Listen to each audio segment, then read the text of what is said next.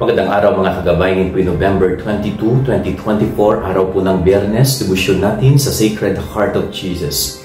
At maririnig po natin sa Ebanghelyo na ang Panginoon ay dumating sa templo at siya'y galit na galit sapagkat ginawa nga tindahan o pamilihan ang templo na sobrang ingay, may pagpapalitan ng mga salapi at kung ano-ano pang mga panininda o pagtitinda na ginagawa ng mga tao. So nawala po yung kasagraduhan ng templo, kaya galit na galit ang ating Panginoon.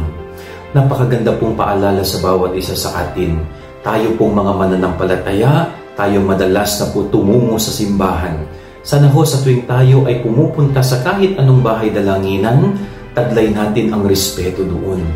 Nirirespeto sana natin ang bahay dalanginan kung saan buhay ang presensya ng Diyos.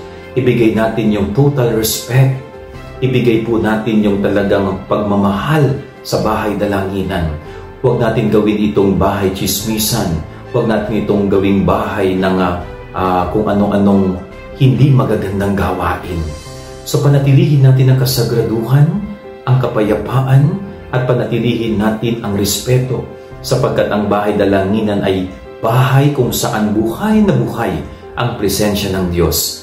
Yan ang ating gabay aral ngayong maghapon. God bless po sa inyong lahat. Pagpalain kayo ng Panginoon.